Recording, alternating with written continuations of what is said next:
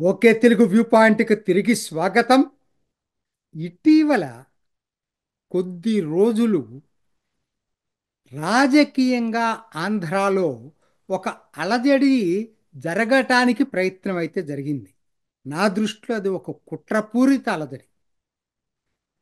ఏంటంటే జనసేన ఆవిర్భావ సమావేశంలో పవన్ కళ్యాణ్ వ్యాఖ్యలు, నాగబాబు వ్యాఖ్యల్ని భూతద్దంలో పెట్టి అసలు కూటమి విచ్ఛిన్నానికి ఒక విధంగా మీడియాలో ఒక ప్రయత్నం, ముఖ్యంగా సోషల్ మీడియాలో తెలుగుదేశం అనుకూల వర్గాలని చెప్తూ వైసీపీ చేయటం విశేషమే లేదు, వైసీపీ సహజంగానే చేస్తుంది.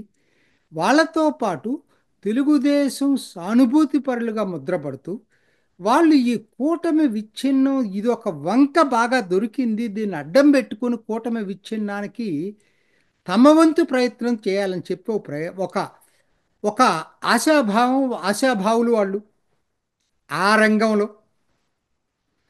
అసలు ఎవరు వీరు, ఏమిటి అని చూసుకున్నప్పుడు వీళ్ళని మూడు రకాలుగా విభజించవచ్చండి. ఒకటి, బీజేపీ పొడగిట్టని వామపక్ష కమ్యూనిస్టు మేధావులు, తెలుగుదేశం సానుభూతి పరులుగా కూడా ముద్రపడుతున్నటువంటి వాళ్ళు. రెండోది, జనసేన ఎక్కడ పెరుగుతుందో అని ఆందోళన చెందుతున్నటువంటి సోకాల్డ్ తెలుగుదేశం సానుభూతి పరులు. మూడోది, తెలుగుదేశం పునర్వైభవాన్ని ఎవరి సహకారం లేకుండా చూడాలనుకునేటువంటి స్వపక్షీయులు. మీకు అర్థమయ్యి ఉంటుంది.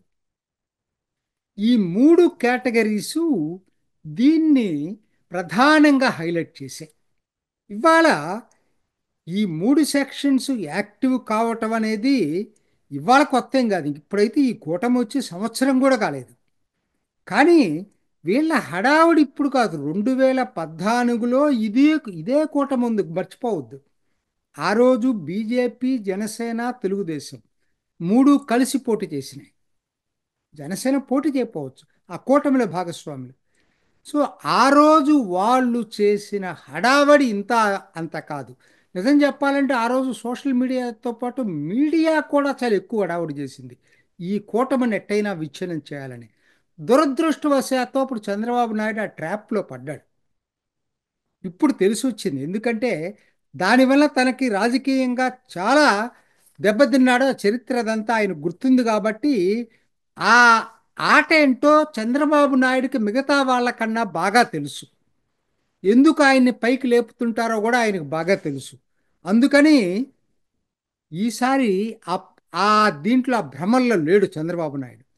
ఇందుకు అసలు ఏం జరిగిందండి, ఎందుకు ఇంత గొడవ చేస్తున్నారు? జనసేన ఆవిర్భావ సభ ఒకటి మర్చిపోవద్దు, వాళ్ళ కేడర్ కోసం ఏర్పాటు చేసుకున్న సభ, జనసేన అభిమానులు కేడర్ని ఉత్తేజపరిచే సభ. అది మనం మర్చిపోవద్దు. సో ఆ ఉత్తేజపరిచే సభలో పవన్ కళ్యాణ్ మనం నిలబడ్డాం, 5 దశాబ్దాల చరిత్రన్న తెలుగుదేశాన్ని నిలబెట్టాం అన్నాడు. దానికి ఈయన చిలవల పలవలు చేసేసి మొత్తం మాట్లాడటం జరిగింది. అయితే నేను ఒక్కటి స్పష్టంగా స్ట్రైట్గా ఒకటి అడుగుతాను. ఇదే మాట్లాడేటువంటి వ్యక్తులు వీళ్ళందరూ ఆ రోజు ఎక్కడున్నారో తెలియదు.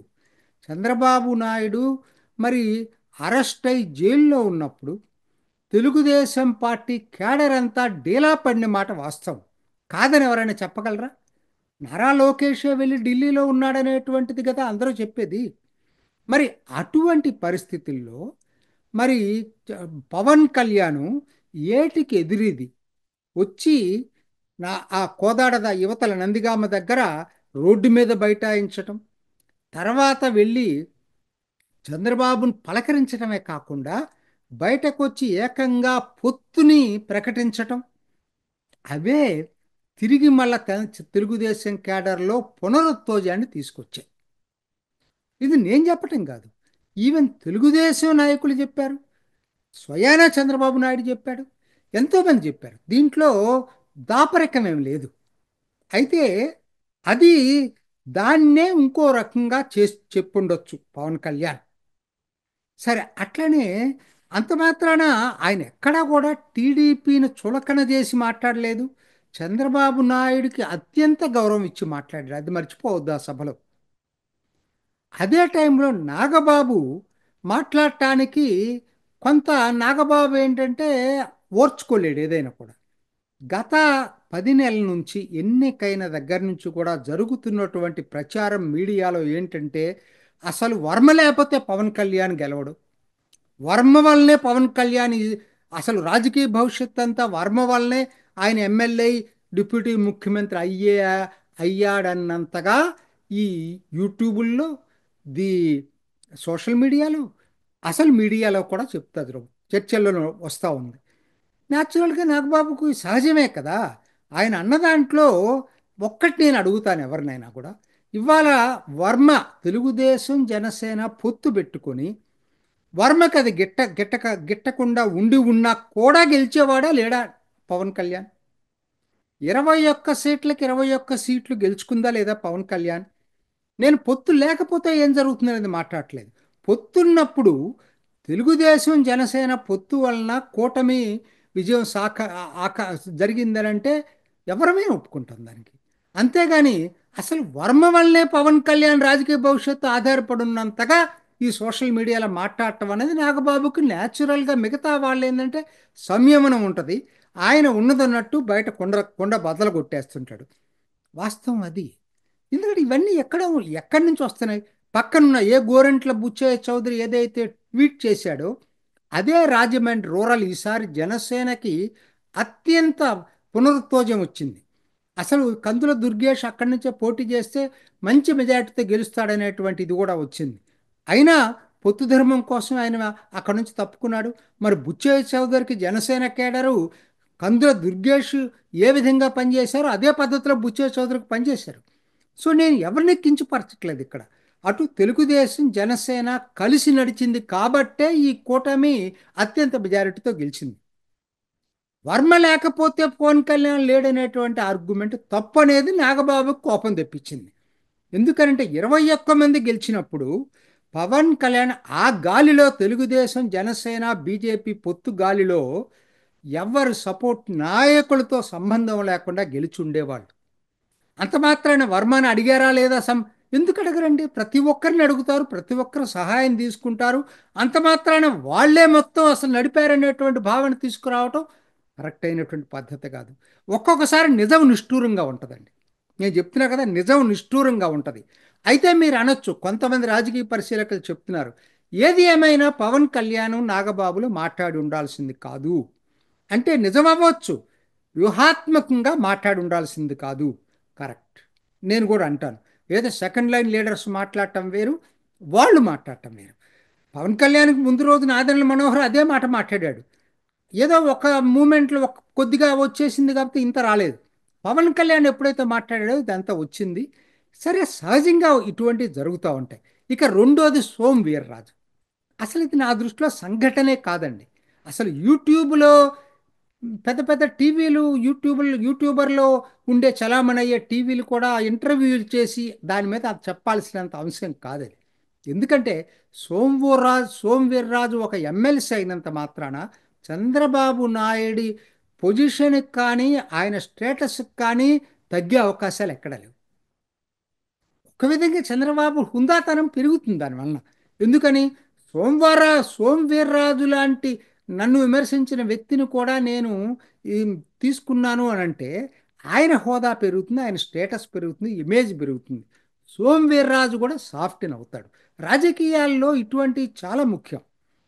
చంద్రబాబుకి తెలుసు ఇది చిన్న అంశం అని తెలుసు. ఎందుకంటే ఓవరాల్గా బీజేపీ తోటి కలిసి ఉండేతో దాని విషయంలో ఆలోచించుకున్నప్పుడు సోమవీర్రాజా ఇంకొకరా బీజేపీ తరఫున అభ్యర్థి అనేది అంత పెద్ద విషయం కాదు. ఒక్క ఎమ్మెల్సీ మొత్తం లెజిస్లేటివ్ కౌన్సిల్లో ఉండేది ఒక ఎమ్మెల్సీ బీజేపీ తరఫున. It is not a matter at all. అంటే ఎందుకు జరుగుతుంది?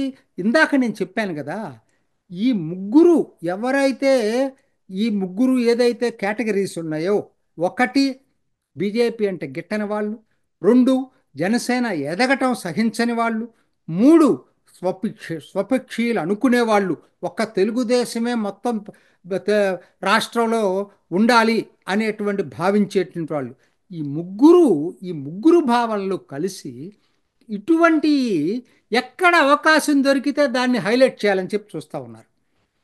కాకపోతే ఈ ఈ వీళ్ళ మోటివ్స్ చంద్రబాబు నాయుడుకి అర్థం కాలేదని నేనైతే అనుకోవట్లేదు. అందుకనే ఆయన ఎన్నికైనప్పుడే చెప్పాడు, పోయినసారి తప్పు చెయ్యను, నాకు ఈసారి క్లియర్గా ఎవరు ఏంటి ఎలా చేయాలనే దాని మీద నాకు స్పష్టత ఉందని చెప్పి చెప్పాడు.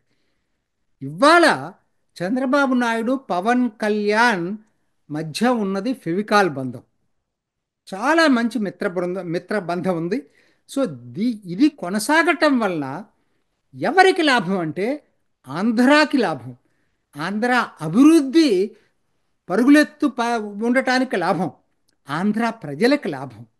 కూటమి ప్రభుత్వం అనేది ఒక బ్రాడర్ యాంగిల్లో మనం చూడాలి తప్పితే ఇట్లా అంశాలని హైలైట్ చేసుకొని భూతద్దంలో పెట్టి రెచ్చగొట్టుకొని కూటమిని దెబ్బతీయాలి అనేటువంటి కుట్రపూరిత ఆలోచన ఎవరికైతే ఉంటుందో వాళ్ళ ఆటలు సాగవు కాక సాగవు.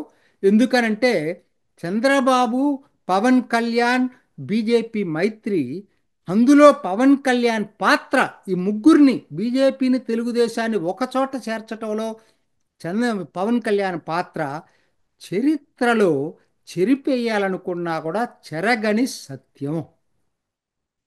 కూటమి 100% ఇదే పద్ధతుల్లో కొనసాగటం కూడా సత్యం. ఇదే విధంగా కొన్నాళ్ళు కొనసాగాలనేది, అంటే ఈ టర్మే కాదు వచ్చే టర్మ్ కూడా కొనసాగాలనేది పవన్ కళ్యాణ్ చెప్పినట్టుగా ఆంధ్ర ప్రజల అభిమతం. ఇది ఈనాటి ఓకే తెలుగు వ్యూ పాయింట్.